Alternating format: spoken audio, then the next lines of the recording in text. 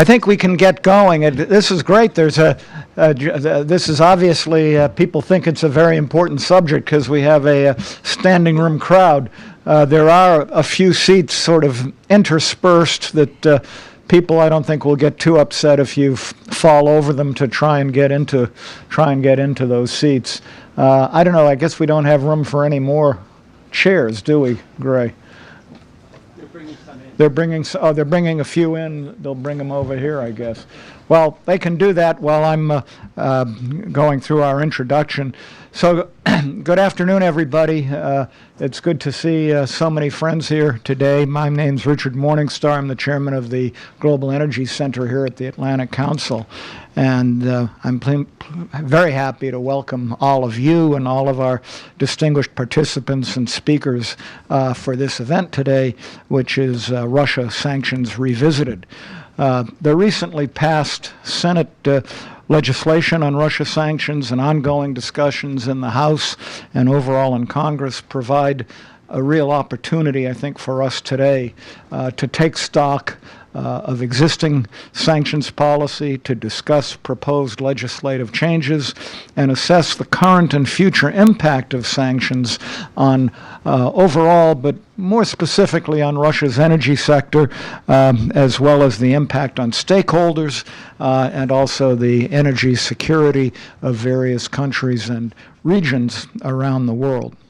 To start off today, we're really privileged to have with us Dan Yergin. I know you all know who he is, and I have this, I've been given this long introduction about this long, but I'll keep it short because I think his biography is probably in the materials you received, and you probably don't need it anyway. But I'll just say briefly that Dan was the founder of Cambridge Energy Research Associates, which is so well known, and now the vice chairman of IHS Markit. Pulitzer Prize-winning author.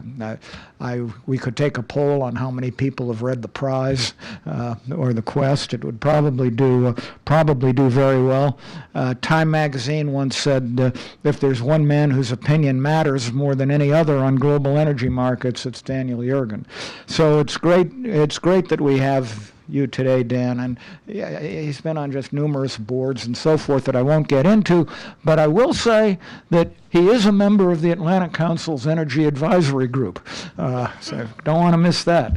And that is also chaired, by the way, by David Goldwyn, who's sitting in the front row. So I want to, again, thank you, Dan, for being involved in this today. So Dan will give opening remarks, and then we have a panel of 4, and then Dan will actually join as a 5th person to be sort of a color commentator. I mean, some of you may remember Howard Cosell, I don't know. But we'll have on the panel, in addition to me, I won't introduce myself, although it would be fun. We have Ambassador Dan Fried, who is now a distinguished fellow with the Atlantic Council's Future Europe Initiative and the Dinu Patricio Eurasia Center. And he's, apart from any number of other positions, including Ambassador to Poland and probably the longest NSC senior director for Europe that ever was the overall coordinator for sanctions policy at the State Department, and obviously is a true expert on the subject today. We also have David Mortlock, who is in the legal advisor's office at the State Department, and then the chief White House legal officer, I guess, or overall on sanctions policy during the Obama administration. But he's now representing private clients at Wilkie, Farr and Gallagher, so we'll see what he has to say. Also, Jeffrey Turner, who is the managing partner of the public policy practice at Squire Patton Boggs, and heavily involved in this area, and will fill us in on where things stand right at the moment. The discussion will be moderated by our wonderful Associate Director, Ellen Scholl, Uh, and I also want to remind everybody that we really want to encourage conversation afterwards, and we'll have a wine and cheese reception right outside when the program is over. And I want to remind everyone this event is on the record and will be archived on the Atlantic Council's YouTube channel. It'll be streaming live, and you can join the conversation on Twitter at AC Global Energy and hashtag AC Energy. And by the way, once the panel is over, the panel's not going to be terribly long. We want to leave a lot of time for comments and questions from the audience.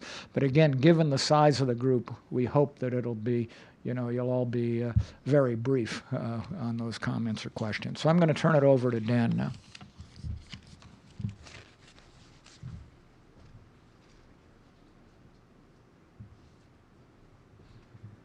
Thank you, Dick. Are they getting more chairs in the back? Can we ask somebody from the Atlantic Council to go outside and ask somebody for chairs? Yeah, because we could put some chairs in. Well, and they actually have room in the back for chairs. And we were told, I say this to all of you in the back, we were assured that more chairs would be brought in. And so... it's maybe a record crowd. Yes. So that's a promise that will be met, I assure you. It may take a couple more minutes. So thank you, Dick, for your very nice introduction.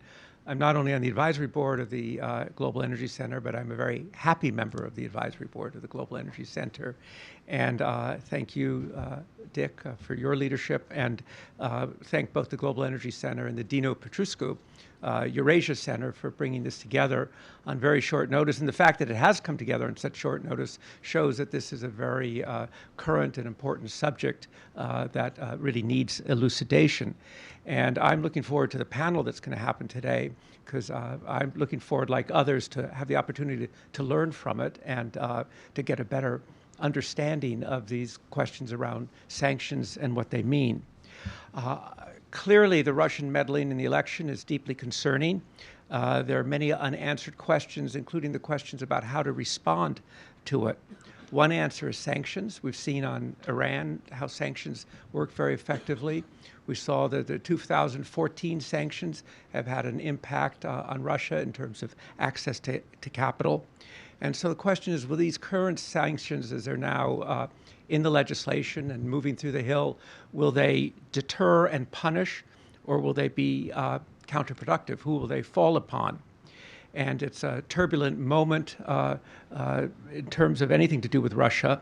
So I'm hoping that today we can provide some reflection on the consequences, intended and unintended, and who they impact.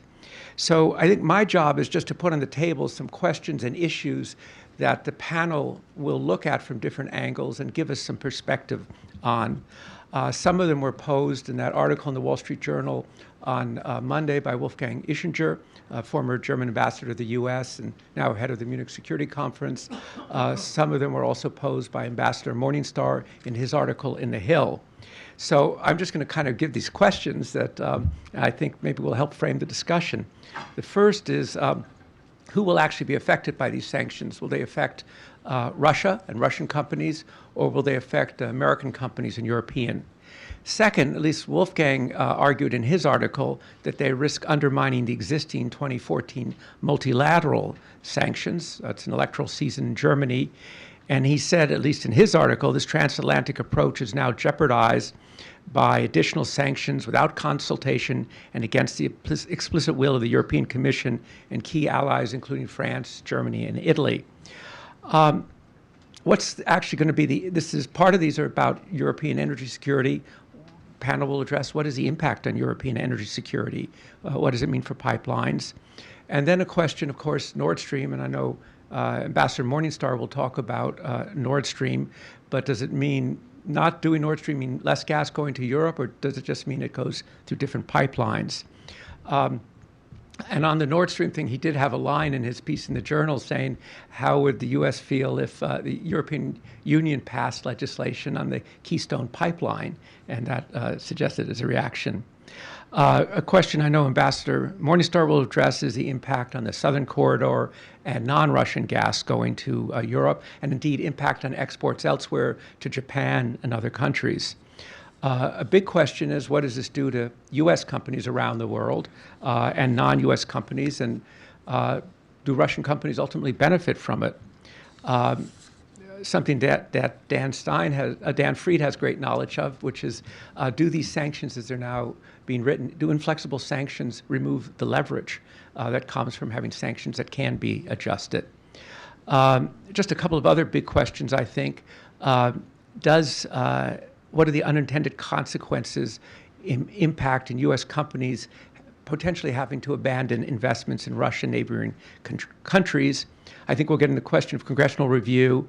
And then there's at least one part in there which is interesting, at least to those who have kind of paid attention to what's happened in Russia over the last quarter century. Does this legislation actually suggest that the U.S. is against the privatization of state companies, which would be a major change in U.S. policy after 25 years?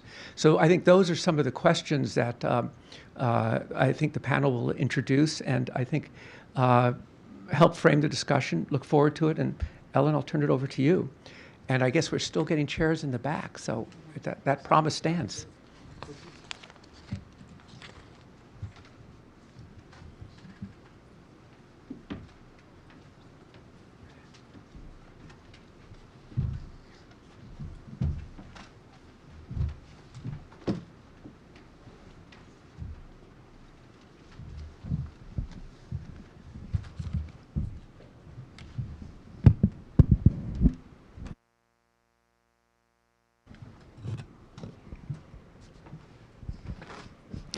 Shy. We now have 4 or 5 chairs up front that the panel is no longer sitting in, nor will be sitting in. More than that, we have 8 chairs up front. In fact, these chairs are waiting for you all. Please come take a seat. Good afternoon. Thanks, everyone, for joining us. And thanks so much, Dr. Yergin, for those excellent scene-setting remarks and questions. We really appreciate your participation here. And thank you, Ambassador Morningstar, for the introduction. That certainly provided quite a bit of fodder for what promises to be a very interesting conversation this afternoon. So given the impressive breadth and depth of expertise and experience we have here on stage, I really want to dive straight into the discussion, as we clearly have a lot of ground to cover. That said, I would be remiss if I didn't echo Ambassador Morningstar's comments that please join the conversation on Twitter, again, at AC Global Energy, #AC Energy. To start off, I want to go ahead and turn to Ambassador Fried, given that you did serve as the State Department coordinator for sanctions policy from 2013 to 2017, and were one of the architects of the existing sanctions on the Russian energy sector.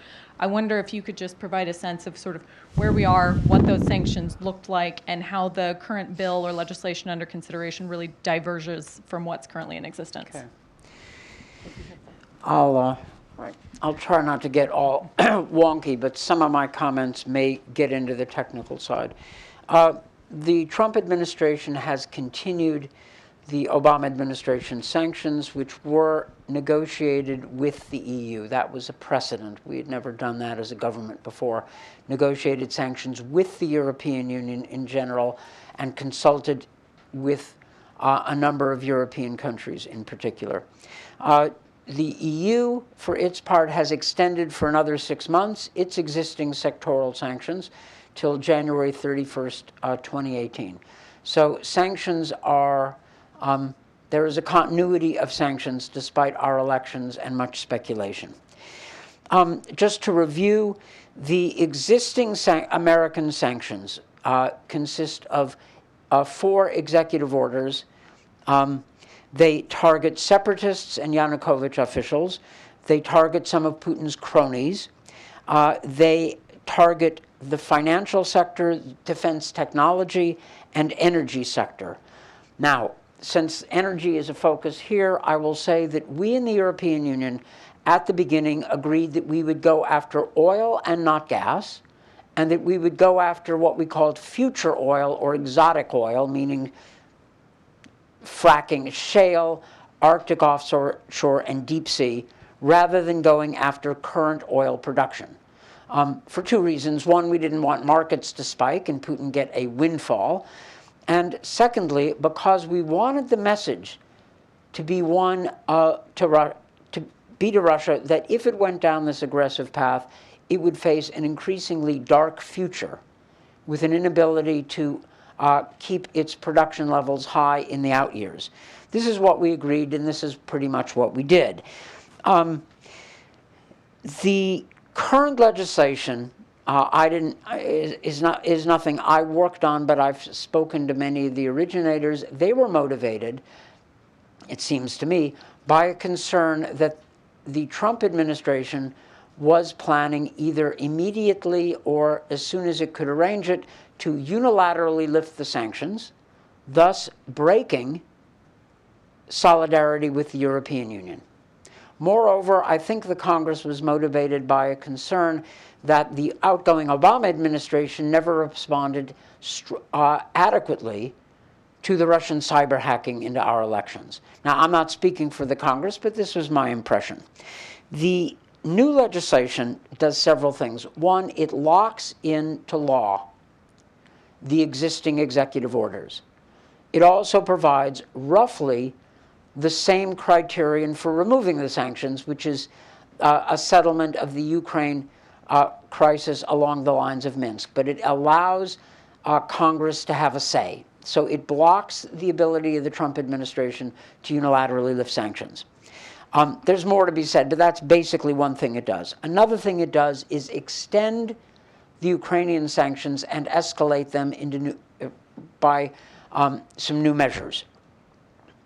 Third, it introduces completely new sanctions, which I think are less Ukraine-related and more related to the cyber hacking. There are cyber sanctions, there are human rights-related sanctions, and there are anti-corruption sanctions.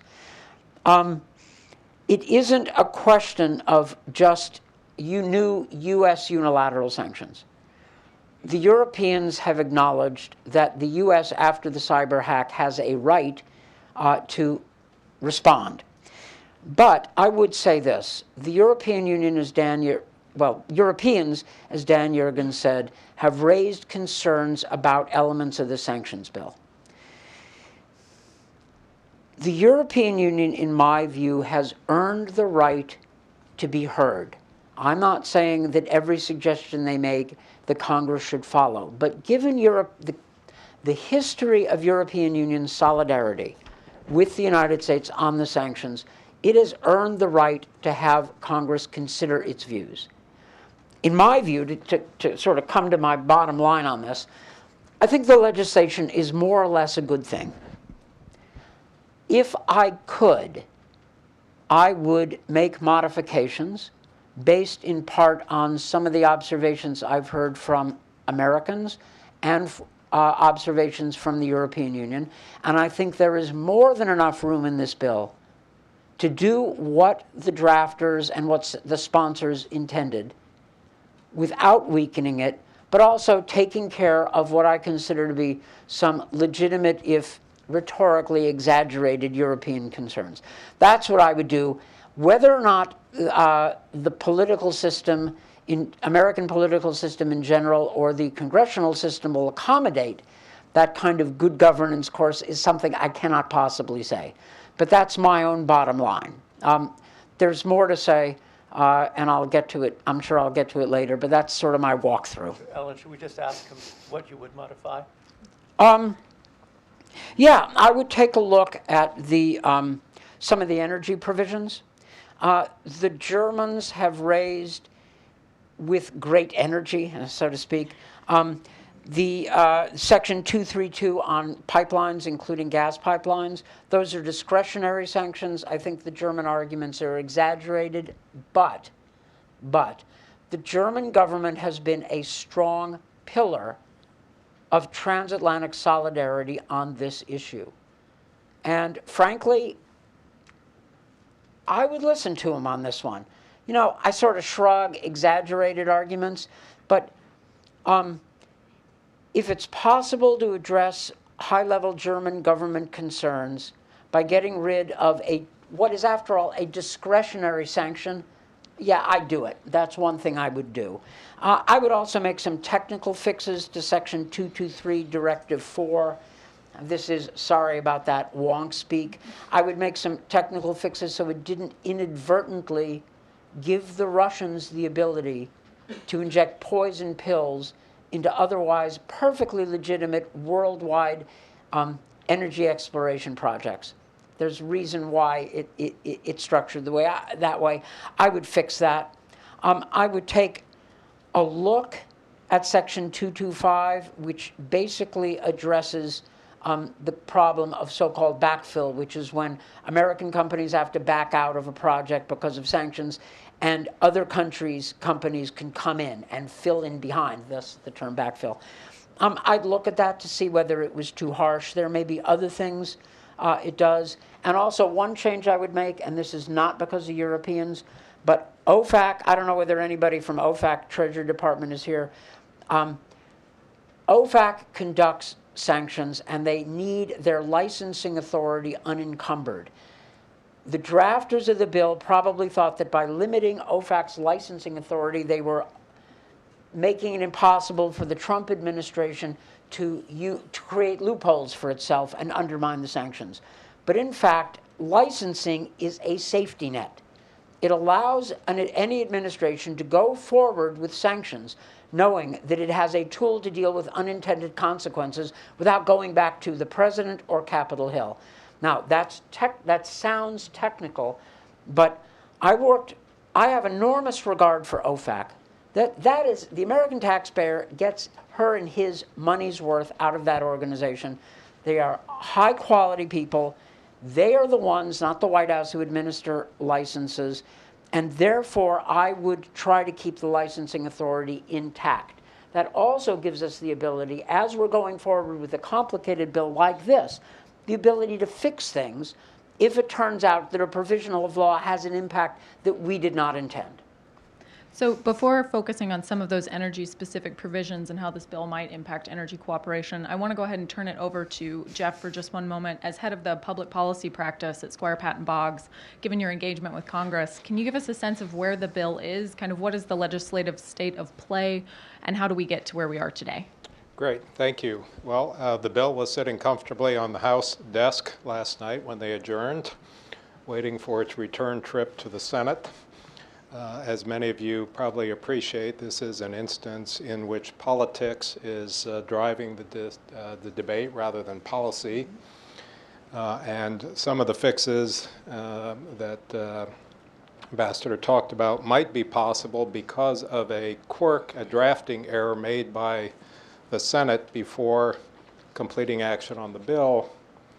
One of the prerogatives of the House that it guards quite jealously is to ensure that it is the entity responsible for drafting revenue bills, anything that affects taxes and trade. And the Senate, in drafting the bill, made an inadvertent error in the way it treated the importation of goods. And so when the bill went over to the House parliamentarians spotted the problem, alerted the Ways and Means Committee, and with the glee that the House gets roughly once every 2 or 3 years, they were able to issue a blue slip to the Senate and say, thank you very much, but you don't have the right under the Constitution to do this, and your bill shall sit here at the desk until you come pick it up. The Senate, before it went out for the July 4th recess, agreed to a resolution that fixed that problem and ostensibly solved a technical drafting issue that dealt with how a resolution of disapproval would be treated on the floor if at some point in the future the Congress tried to block an action by this or any future administration. And the cleverly drafted amendment took away the rights of the minority in the House to ensure that there would be a vote on that disapproval resolution. I think it's fair to say most Senate Democrats who co-sponsored the resolution were unaware of what they were agreeing to.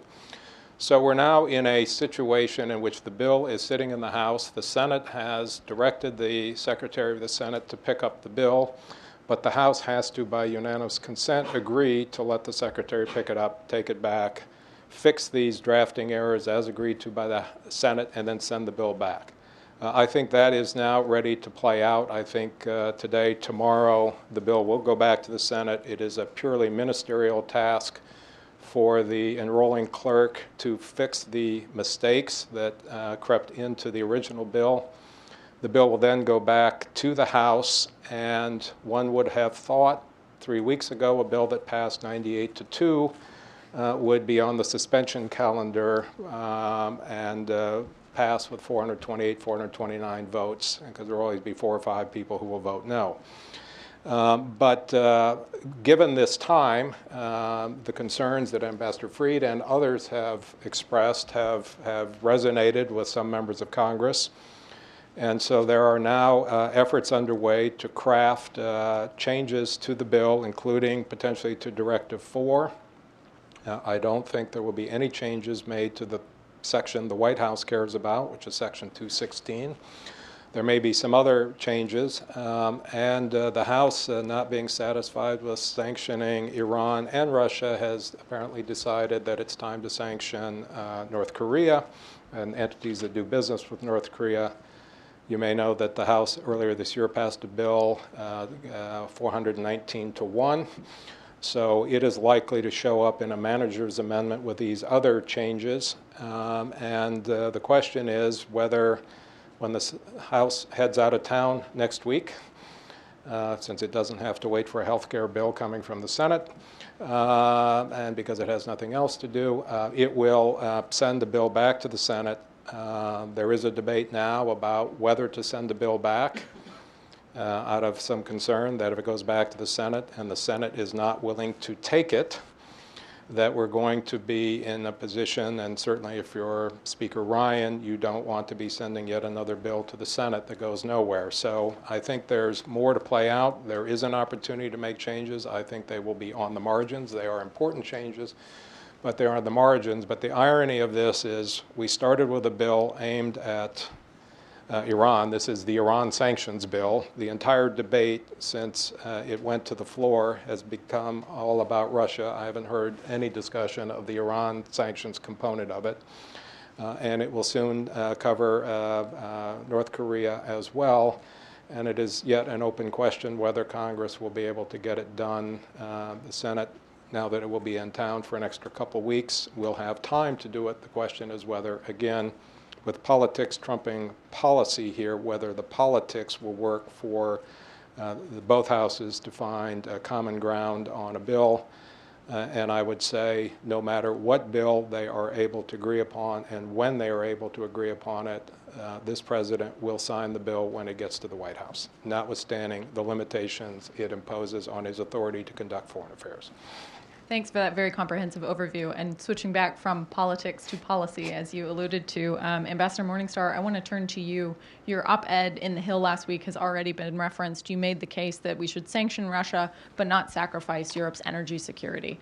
Having served as the ambassador to the EU, Azerbaijan, and the special envoy for Eurasian energy, what do you see as the problematic issues with this bill, and how can we fix it? Thank you, Alan. I'm going to start off sounding something like a hawk, but then regress from there, in part because some of the points that Dan Fried made, but maybe I'll get even a little more into it. I feel very strongly that given Russia's actions in Ukraine, along with the meddling in our election, some form of sanctions is certainly warranted. I would also say that energy projects should not, as a category, be immune. I disagree with many who say that when you're talking about energy projects, that they should only be treated from a commercial standpoint, and that geopolitics should not get involved. I think that from a historical standpoint, time and again, energy projects have become inextricably intertwined with geopolitics. If that weren't the case, then there would be no need for any kind of energy diplomacy, I guess. But having said all that, the question is, what form should sanctions take? And my concern is, and I don't think that you can just, with very little thought, just put into effect a broad sanctions policy encompassing, theoretically anyway, every project where a Russian company is involved all over the world. I think this could lead to very unintended serious consequences, and which could be very problematic. First of all, first issue, I think there has to be appropriate targeting to avoid counterproductive results. And Jacques Denis, as has already come up, is a perfect example. Bringing Caspian gas and Caspian resources to Europe, and in the case of oil to the rest of the world, through the Southern Corridor, has had bipartisan support here in the United States for years, because in the case of gas, it will certainly help diversify European gas supply away from a single source, at least in part of Europe that's reliant on a single source. Okay, but Lukoil, as luck would have it, owns 10% of Jacques Denis, a Russian company, private company, actually 2 American directors and 1 British director, that could bring the Jacques Denis project under the sanctions encompassed by the sanctions legislation. And the point is, even the threat of sanctions could seriously undermine the project and affect its financeability. And what a gift! Can you imagine a better gift to give to the Russians than to eliminate a source of competitive gas? So in this case, there needs to be a carve-out. A scalpel is necessary to avoid ridiculous, potentially, and I'll say potentially ridiculous counterproductive results. And there is a precedent for this, and that is that David Mortlock, who I guess will speak after me, was very much involved in this. A subsidiary of the National Iranian Oil Company also owns 10% of Jacques Denis. And there was a carve-out for Caspian gas going to Turkey and Europe that was put in the Iran Sanctions Act. Well, the same thing has to be done, I think, with in connection with this bill. I might also add that there's a lot of Kazakh oil in which there's Russian ownership in projects that crosses the Caspian and goes into the Baku-Tbilisi-Ceyhan pipeline, which could be affected. So there are a lot of consequences that people haven't thought about. Second, we have to recognize that unilateral sanctions generally don't work. It's necessary, and Dan pointed this out, Dan Fried, it's necessary to have the support of allies. That's why Ukraine sanctions we've been able to stay together to Russian sanctions with respect to Ukraine up till now. It's why Iran sanctions worked to help bring about the Iran nuclear agreement, that there was, the United States and Europe were together on Iran sanctions, and even without opposition from Russia and China.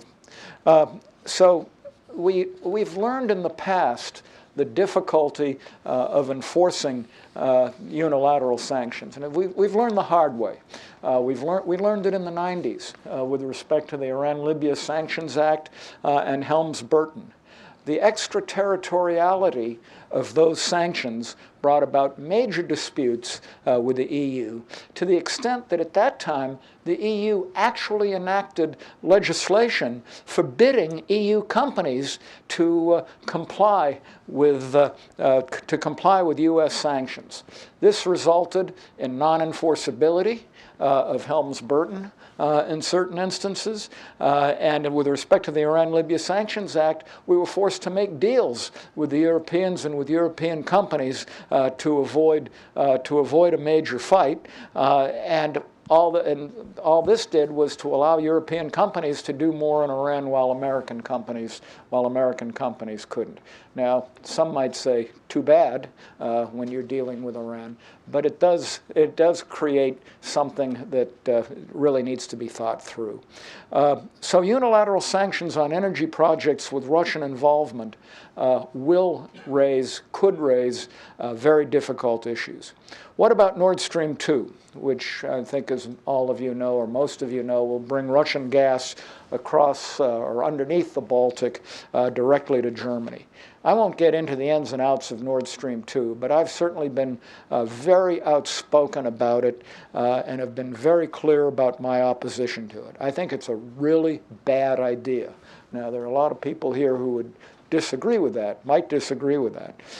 And in fact, I feel so strongly about Nord Stream 2 that if Santa Claus were to ask me what I would like for Christmas, one of the things on my list would be for Nord Stream 2 not to happen. But at the same time, I don't think unilateral sanctions are the way to accomplish it. The United States can and should advocate because the United States does have an interest, I think, from a geopolitical standpoint. But it must, and Ambassador Ischinger pointed this out in his article, it must ultimately be a European decision. The U.S. should not unilaterally try to stop it. And it's questionable whether we could. And the downside could create several unintended results. One, a major dispute with Europe, a much better chance, as we talked earlier, that the EU would back off from existing sanctions, which could create real problems and inequalities among European and American companies, a possible fight in the WTO over the national security exception, which has been something that we've all been trying to avoid for all of the years of the WTO. So the bottom line is that we really do have to, as strongly as I think about some of these issues, that we really do have to proceed with caution, and I don't think we can act alone. Thanks, Ambassador Morningstar. David, I'll go ahead and turn to you. And as mentioned, you spent quite a bit of time prior to your previous position working on sanctions policy for the federal government. And I was wondering if you could comment a little bit about the actual energy-specific provisions within the bill that have been raised thus far. If their meaning is clear at this point, if we're looking at uncertainty, what those provisions actually are, what they mean, and you can leave it to your discretion whether or not you'd also like to comment on Nord Stream 2. I think I'll leave that to Dick. No, I mean, let me say I just really want to second everything everybody has said up here, with one exception though, Ambassador Morningstar. U.S. sanctions are never extraterritorial, and I remember saying that to many foreign governments. I believe it. No, but certainly that is the U.S. position. I'll sort of work my way to the energy provisions with a short preface here, which is, I think, as Dan said, the administration's approach, whether it may have been a surprise to us or not, has frankly been fairly slow and steady with respect to implementation of the Russia sanctions. We saw on June 20th last month a maintenance package, as we would generally refer to it, of new designations of entities and individuals linked to those already on the SDN list. We saw the identification of a number of transneft entities that by law were already subject to Directive 2. And frankly, I think most importantly, in the press release, we saw a statement that could have been written by Dan, that the sanctions are going to remain in place until Russia complies with the Minsk agreement, and that the Crimea-related sanctions are going to remain in place so long as Russia continues the occupation of Crimea. So I think we've all been, I think for this group at least, pleasantly surprised at the continuation of the Obama administration approach on the Russia sanctions. And so, trying to speculate what we see as the goals of Congress here on the legislation, to me it really seems the goal is to maintain that pressure, to maintain that approach, and prevent the administration, what many of us, I will say myself included, predicted would be a very quick pivot on Russia sanctions based on other goals, Syria, cooperation on terrorism, and other unrelated issues for why the sanctions were put in place in 2014. And I think 95% of the bill does accomplish that. I think there is obviously a lot of focus on malicious cyber activities, on human rights abuses, on corruption, codifying the executive orders, which is a favorite go-to of Congress in these statutes. A lot of the bill really does that and sends that strong message, both legal and political, to the administration that this is U.S. policy, and to Europe and other partners. The only exceptions I would take are going to be very similar to the other members of the panel. The energy provisions, and really there are two. Number one is expanding Directive 4, which currently, again, I will join Dan in wonky territory here, but that is where we dwell. Directive 4 currently prohibits U.S. persons from providing goods or services in support of a deepwater Arctic or shale project that has the potential to produce oil that involves one of the identified Russian state-owned oil companies, including Lukoil, for example. Although it's not state-owned. Well, sorry. Well, that is a very good point. That is a very good point. The Directive 4 actually does have a number of private Russian entities as well. Most of the others are state-owned, but that's true. It does go beyond just state-owned. What the legislation would do is expand that provision. Right now, it is limited to such projects in Russia and in the territorial waters of Russia. What it would do is expand those to projects outside of Russia. So really, as already has been mentioned, projects in which those Directive 4 entities are involved that has the potential to produce oil. And that does involve those non-conventional shale deepwater Arctic projects. Now, I can sit here and I can make in my view, a very strong argument of why that would not affect Shah Deniz, for example. But I remember sitting in Ambassador Morningstar's office many years ago when we were looking at Shah Deniz under the Iran sanctions and saying the same thing to him. I can make a very strong argument why we, the State Department, are not required to sanction companies that are involved in Shah Deniz because of the Iranian interest. And that, back then, did not do a whole lot of good, because me sitting there saying that to Ambassador Morningstar is completely immaterial to whether private companies are going to look at the legislation at the time or look at this new bill and say, is there risk? Is there a risk that we're going to enter a project that the US government is going to arm twist us out of? Is there risk that we're going to enter into a project and OFAC is going to come knocking? What's that going to do for our investors? What's that going to do for our banks? HSBC isn't going to let us back in the door, right?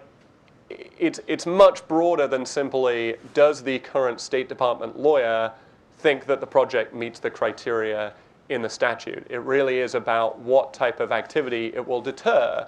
And for that reason also, the difference between whether these provisions are mandatory or discretionary doesn't make a whole lot of difference to the private sector company that is looking at this new language, deciding whether to enter a project that may be covered.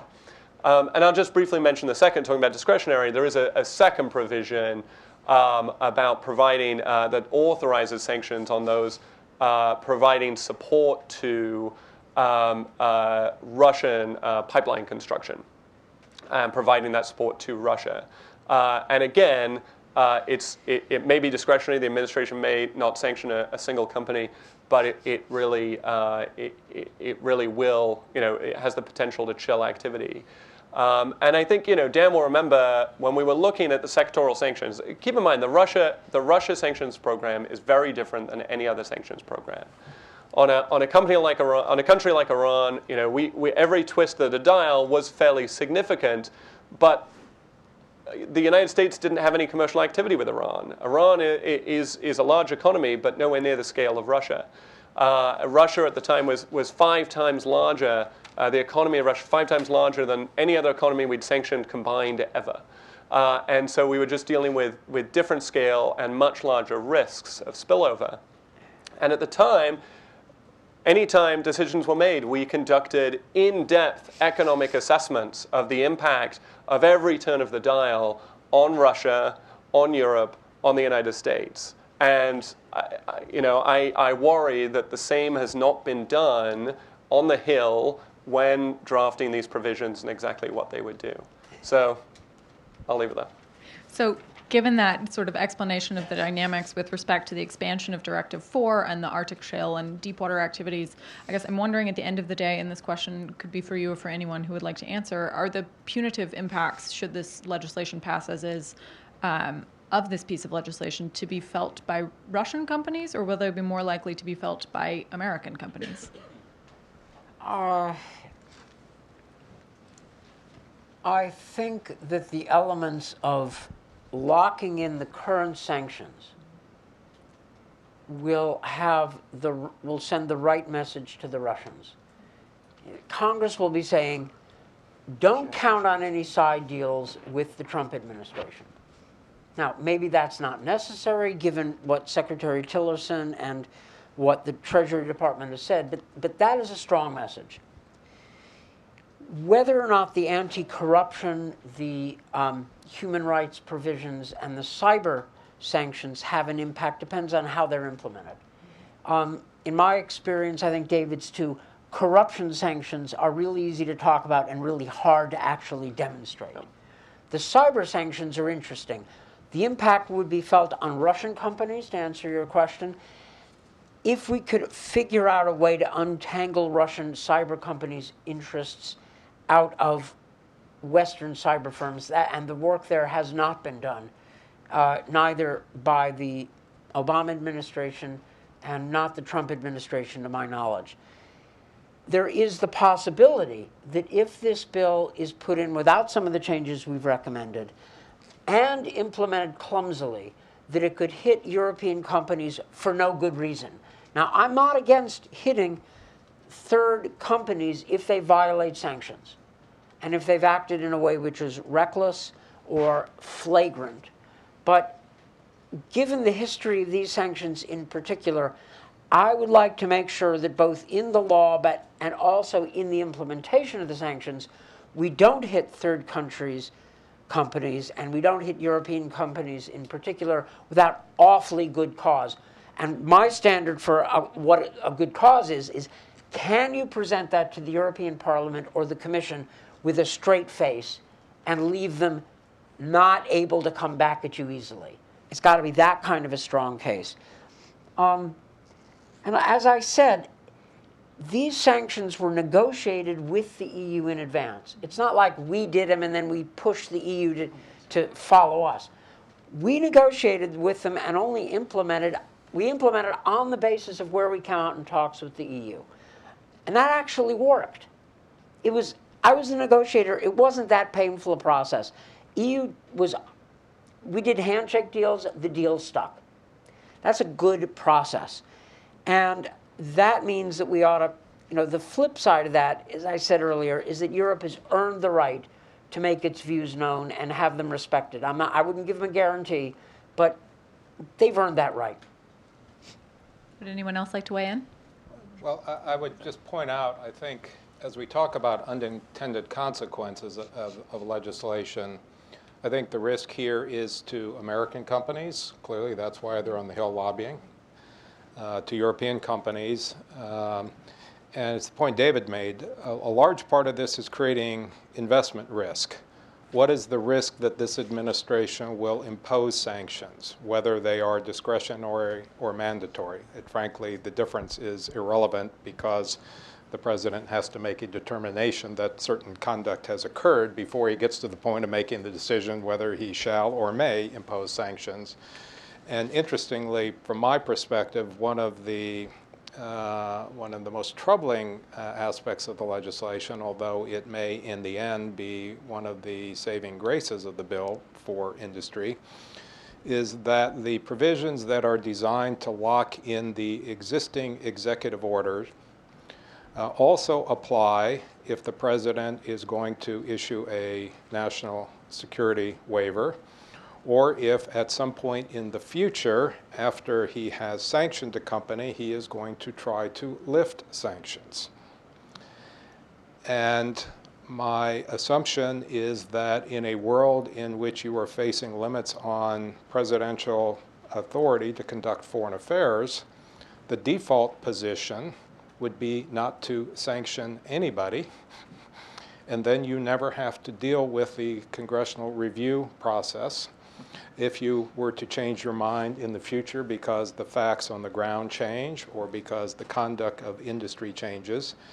And so while the odds of sanctions actually being imposed under this bill, I think, are less than people may anticipate, they nonetheless, the bill as a whole creates risks for companies that are doing things that are perfectly lawful in their home countries, that are perfectly lawful in the countries in which they're operating, and are perfectly lawful under a multilateral regime that has imposed some sanctions. I might add, because I think the points that David Mortlock and Jeff have made are really important. And two of my several prior lives, I've been a practicing lawyer and I'd run a business. And the worst thing, particularly for people in business, is uncertainty. And that creates risk. And so it really isn't enough to say, and I think you just made the point, Jeff, that, gee, well, it's probably not going to happen. That's just not good enough. I also would make the point that, the argument, well, President Trump, he's never going to go after, he'll never enforce any of this stuff against the Russians. Hey, who knows what his opinion is going to be or what his feelings are a year from now. He might hate Putin a year from now, for all we know. So there is a tremendous amount of uncertainty, and I think some of that uncertainty could be taken care of by the scalpel approach that hopefully the House would take the time to use, and that there still could be effective sanctions, but have a more limited effect with respect to unintended consequences, or at least if it stays the same, make the overt policy decision that it's more important to do this than to worry about how companies in Europe or in the United States or what the effects might be. But it should be an absolutely conscious decision, and I don't think that's happened yet. Can I jump in? Sure. First, I think it's been very interesting to hear the impact of the uncertainty on the investment and the ability to go ahead with projects and how large that will loom, because that will be just like a sword hanging over, and it will certainly affect the financial institutions when they do their risk. In answer to the question, will it affect American companies? Dan gave a view. Jeff, I guess you said the American companies are up on the Hill lobbying a lot, and from what one reads, they really believe that this would really affect them quite adversely. They may be wrong, but they certainly are on the front lines, and that seems to be their conviction. So I think I will allow a brief response, but then as Ambassador Morningstar noted at the beginning, I want to be cognizant of audience questions and time. So brief response, and then we'll turn to audience Q&A. Right. I'm going to take the hardline position, as befitting my reputation. This bill was drafted in response to Russia's invasion of its neighbor and its aggression against the United States through the election hacking. It is intended to make Russia pay a price. The uncertainty with respect to investment is also a product of the lack of rule of law in Russia and the political uncertainty about Putin's intentions toward us. But should that also affect Azerbaijan?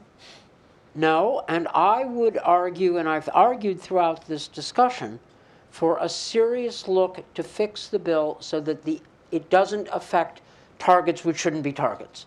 Okay, Shah Deniz, Azerbaijan, and non-Russian oil projects, and all manner of unintended consequences. I would actually take a good listen to the critics, but I would do so with the objective of having something like this bill, as appropriately modified, passed. Russia, in my view, Putin is making a calculation that he can lean on Ukraine longer than we can resist. He will decide, or he may decide, to cut a deal when he has concluded that Ukraine and the West will resist effectively. And then doing cost-benefit analysis, he will decide that it is worth it to cut a deal. He will not cut a deal if he thinks Ukraine will collapse or we will collapse. We didn't get into this situation because we were mean to Putin. We got in because he has made war on his neighbors. And that means that we ought to be willing to take on a certain amount of risk. But I'll agree with my fellow panelists, we should act to minimize the risk without undermining the intention of the bill. But I want to be clear, bottom line, I think the senators that pushed through this bill were trying to do the right thing for the right reason. And the amendments that I and others and good, serious people would propose should be done to make this bill workable rather than kill it. And I think there is that space. Before we go to the audience, just one other point. I mean, it is interesting to hear the different point of view on one thing that's worth highlighting. Dan thinks that the Germans have earned the right to be listened to and therefore should be listened to in this process. Dick is much more concerned that unilateral sanctions could actually bring down the structure of sanctions. And that's a distinction in the panel that's worth noting. And I would not disagree very much with what you're saying, Dan. I think a sanctions bill is justified. It's just a question, what is it going to be? Oh, I agree. And I would also take account of the European Union concerns. I mean, what the Commission and the EAS would come up with is something we ought to take seriously. And again, they've earned the right also to have input and be taken seriously. And I would say you have about 48 hours to get your views conveyed. Well, you know. So to that end, it sounds like we agree that there are changes to be made. We've got some ideas for what those changes or modifications might look like. And in the meantime, I want to turn to the audience. I see David Goldwyn's hand in the front row. If someone's got a microphone they could bring around. Thank you.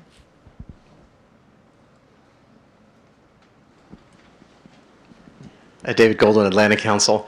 So if you all think that it's important to do no harm, that you don't want to sanction things which are contributing to energy security in Europe, or where the Russian involvement is immaterial, what's the fix? And is a 50% rule the right fix, or does it need to be more nuanced? And what is the prospect that the Senate will accept it? Sure. Well, I can give two answers to that. The first, I have to give credit to Dan, which is, on the, his suggestion has been on the Directive 4 expansion is limit that to projects in which one of the Directive 4 entities has 50% or more interest, right? So you avoid, in Dan's word, the poison pill of a 10% Russian interest in Chat Deniz, for example, and solves Dick's problem as well. The second thing is to maintain OFAC's regulatory licensing authority and the ability to issue regulations without having to ask the Hilt for permission. It's a system that has worked well for decades. In fact, the only time in recent history where Congress has really limited OFAC's licensing authority was Cuba in the mid-90s, and it's been a massive headache ever since for both sides of the aisle in terms of getting humanitarian supplies in, pro-democracy programs. It's really hindered the ability to create policy for Cuba, and so we do not want to do that here. And frankly, once Congress starts doing it on Russia, who knows where they do it next, and that really limits OFAC's ability to fix unintended consequences. One example is in February, OFAC issued a very limited and sensible license for US companies to be able to pay licensing fees to the FSB. Because the FSB, in addition to being doing a lot of other things, they also, one of their side projects is they provide licenses for the import of certain technology into Russia, which US companies need to obtain. And because FSB was blocked under the December cyber sanctions, US companies could no longer pay those licensing fees. So when OFAC issued that license, there was an outcry of, oh my gosh, this is it. This is the Trump administration lifting Russia sanctions. But I think we saw two things. Number one, it was a very sensible way to avoid unintended consequences, because if you can't do that, the solution is not to designate in the first place. And also, it demonstrated that you don't need that legal prohibition. The outcry and the public response when we see these things happen is going to be a pretty strong deterrent. Prospect the Senate accepts it. Well, I mean, that does raise the question. You raised that. You were a very strong defender of OFAC a few minutes ago. Yeah. So tell us the scenario of whether the change is made. What happens then? Well, look, the licensing, as David pointed out, is in the nature of a safety net. It gives any executive branch the confidence to go ahead with strong sanctions, knowing that when an inevitable unintended consequence arises, we can fix it without being tortured. So what would it be like otherwise? Without that, you might end up all kinds of problems where perfectly legitimate business by American or European companies was blocked, and it wasn't our intention, but it would take the Congress to fix it, or a new executive order, and some mess, and lawyers would argue about it for months. Not worth it. And with a licensing authority, you don't have to answer all the questions. Without a licensing authority, you need 6 to 8 months of interagency process and tons of paper before you can go ahead, which is not where you want to be in the sanctions business. Okay, licenses are not a backdoor to weakening it. They are a safety net so you can move ahead. And if I might add to David's follow-on question, which was, will the Senate accept it? I think, again, back to looking at the process, if the House is able to agree to a bill next week, and there is every indication from Leader McCarthy that he is ready to bring a bill to the floor, and Chairman Royce and others are working on potential amendments to the bill, I think if the House is able to send a bill to the Senate, it will likely be with a vote in the range of 427 or 428 or so in favor. The Senate will be under enormous pressure to accept the bill as it comes back from the House for 2 reasons. One, the House will have adjourned, and therefore there will be no time to send a further revised bill back to the House until September. And remember, it is the Senate that is driving this debate. It is the Senate that took the Iran sanctions legislation and converted it into Russian sanctions legislation. So one is just a practical effect of the calendar. The House sends a bill to the Senate, and the House leaves town. The Senate could insist on further changes, but that means you're into September, and that's a long time from now. And I think the Senate would like to get some legislation accomplished before they leave. Leader McConnell was clear on the reason that the Senate was staying in town an extra 2 weeks was because there were a lot of other big issues that needed to be addressed, not just health care, but the debt ceiling, potentially a budget resolution, some other issues.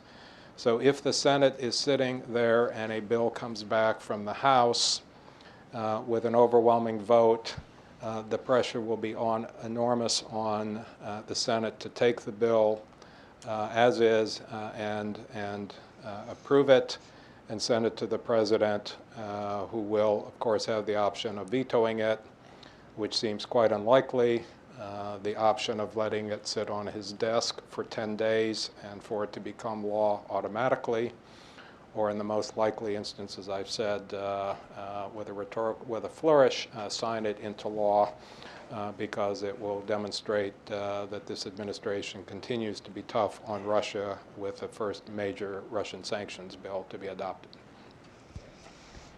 Do we have any other audience questions? And sorry, if I might add, if you can identify your name and your affiliation when you speak into the microphone. We've got one up here.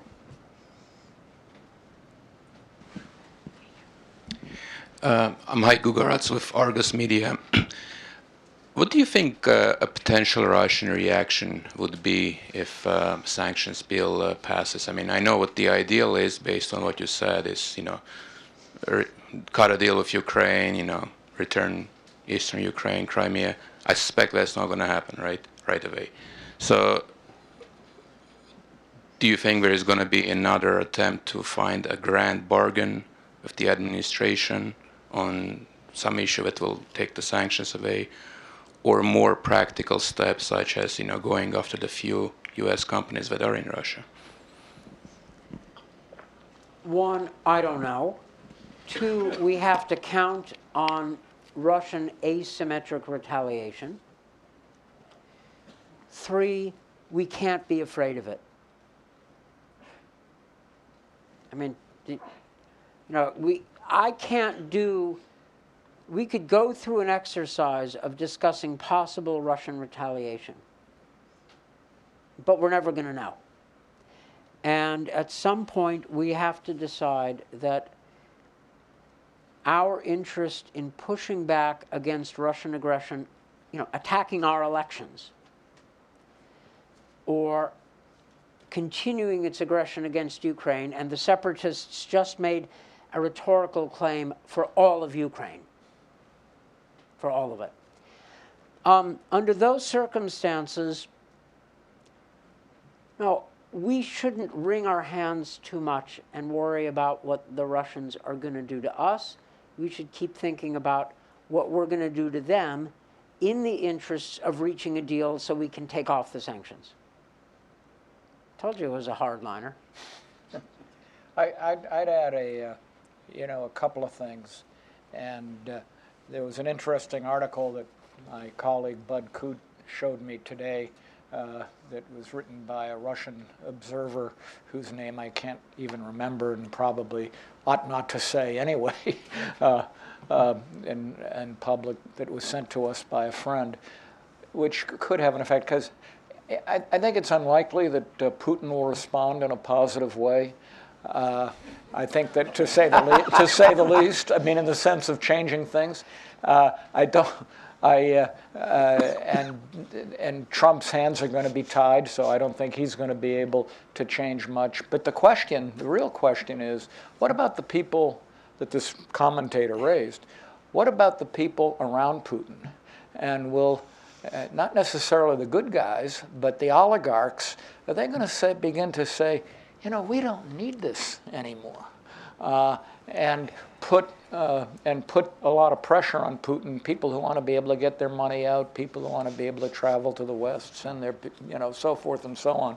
And so the question, it's just a question, and I agree with Dan. Who knows whether that ultimately can have some effect on Russian politics as we move towards the next election in Russia. Also, one of the best appointments by the Trump administration has been that of Ambassador Kurt Volker as the new Ukraine envoy. He's going to be doing what Tory Newland was doing, which is the diplomacy.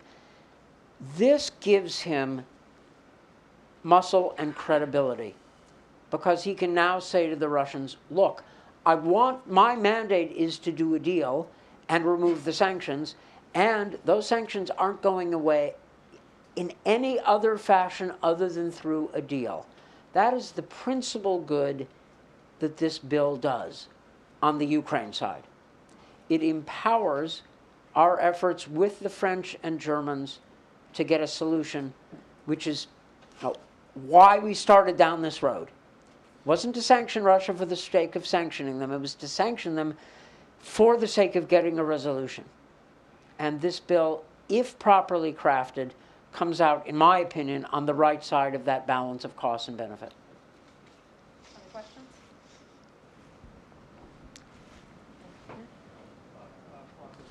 If you could wait for the microphone.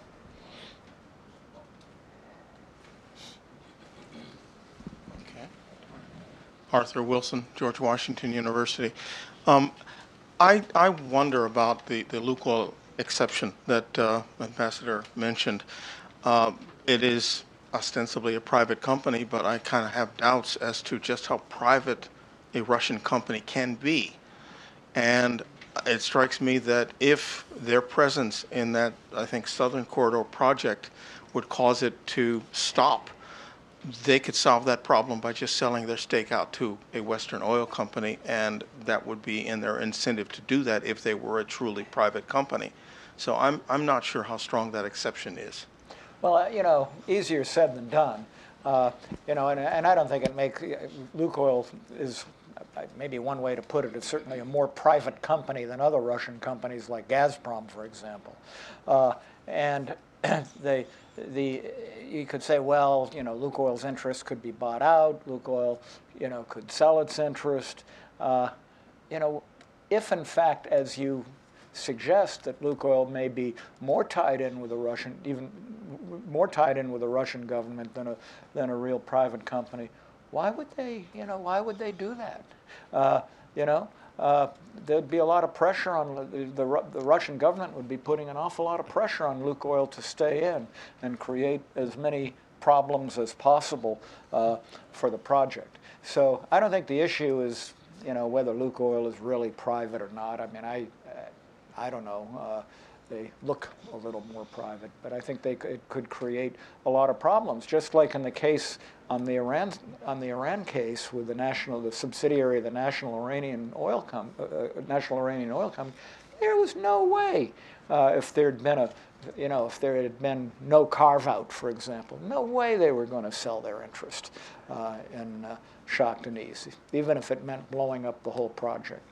I think that going back to that question of Russian reaction, unless some of the fixes that are discussed here get made, and we're told not much time for that, it seems that actually to some degree Russia or Russian companies will be a beneficiary of these sanctions. I mean, they'll create opportunity for them and maybe discounts, or what did you call it, poison pill? So you don't have to answer, but it's just to add to that. Yeah. We'll see. I think, I hope the Congress makes some fixes.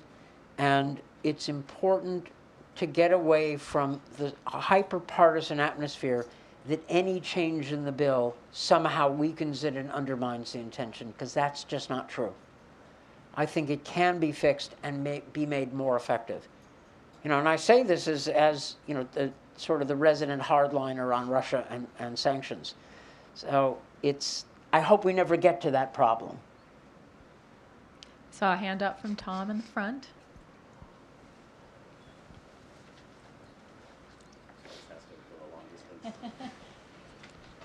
We're gonna have sprinters next time with the microphones. Tom Cunningham with Statoil. This is a really great panel, and I note that the podium probably has more expertise on energy diplomacy and on sanctions than in the rest of the city combined. So it's a pretty exciting moment. I want to hear a little bit from the speakers about this question of what part of government should be managing sanctions, and whether the sanctions, if passed as the bill as passed, if the bill as written, as passed in the Senate, should be enacted. What does that mean for precedent in terms of executive branch authority for implementing sanctions, or the flexibility that the executive branch has always guarded in terms of foreign policy? So what does it mean for sanctions going forward? You've already mentioned that this is a uniquely expansive sanction, the one in Russia that exists already. I'd love your thoughts on what this means for U.S. using sanctions as a tool. I'll let David talk from experience, but I'll tell you, you now will have 535 additional secretaries of state making sanctions policy. Section 216 puts Congress ultimately in charge of sanctions policy, and that is I'm not sure that's a good development. Whether or not you agree with the way this administration is expected to administer existing sanctions, or the tools it might get, I think it is a challenge to have Congress in the role of second-guessing virtually every important decision that would be made in this area because of the authority that it is providing itself through Section 216. As I mentioned earlier, of all the changes that are under discussion on the Hill, I would be very surprised if there are many or any changes made to that section. Yeah, I mean, I would say, the I think we crossed the Rubicon into 435 Secretaries of State a long time ago. I mean, even in the early 90s, with the Cuba legislation, with wrong Libya Sanctions Act, certainly when I was at State, when we were looking at all the Iran legislation starting in 2010, but I agree, it is where does it stop? And I think sanctions legislation can work and can be very helpful and very effective, and I think it was in the case of Iran in sort of pushing the administration, but doing so in a way that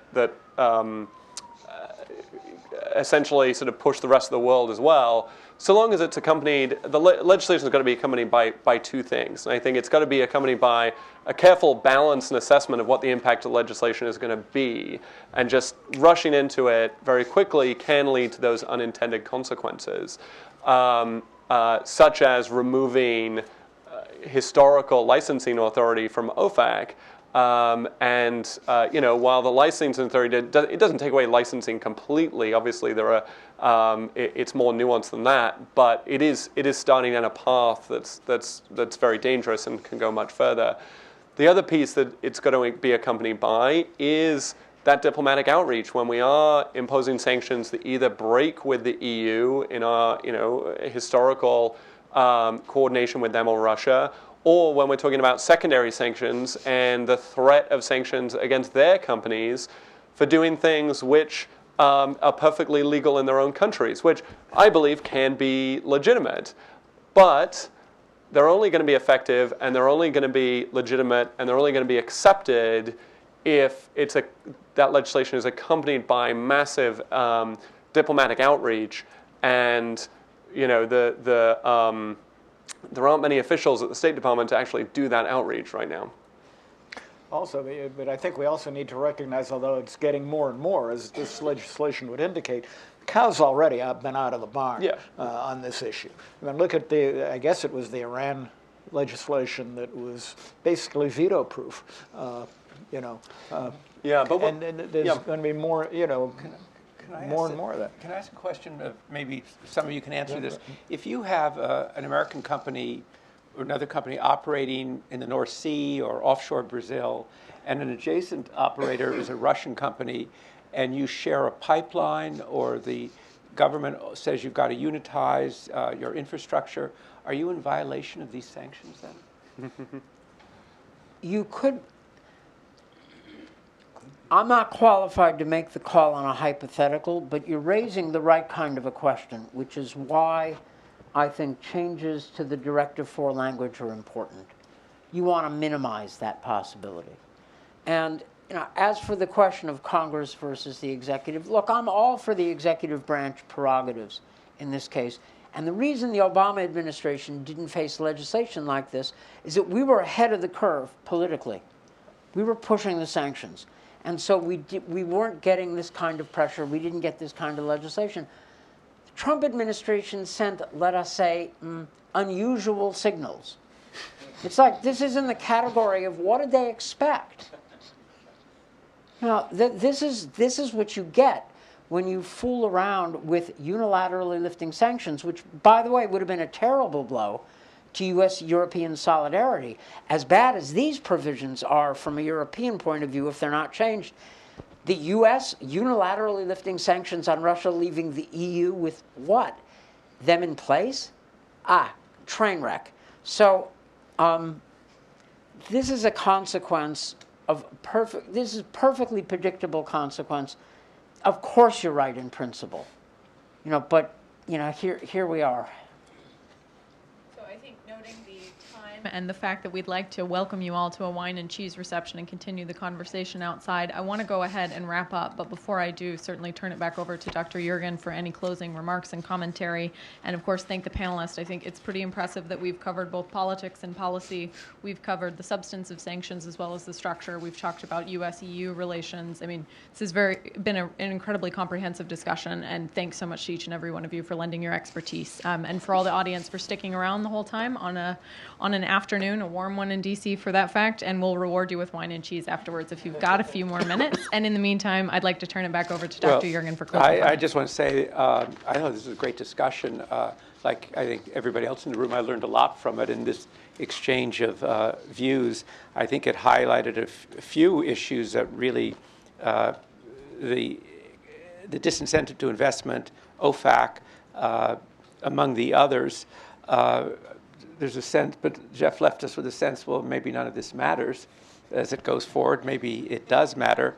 I would love to know from David why nothing is ever extraterritorial.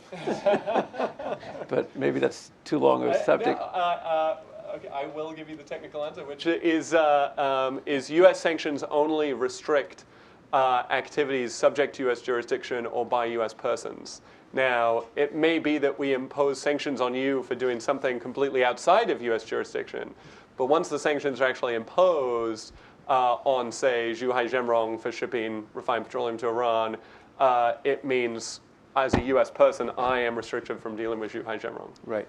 So I guess also Dan left us with the thought that maybe. Well, thank you for that clarification. I got it now. I got it.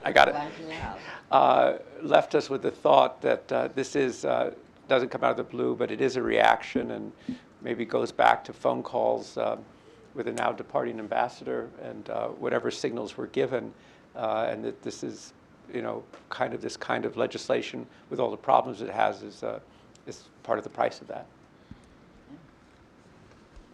Right, and with that, thanks so much to everyone. Thanks on behalf of the Global Energy Center, and enjoy.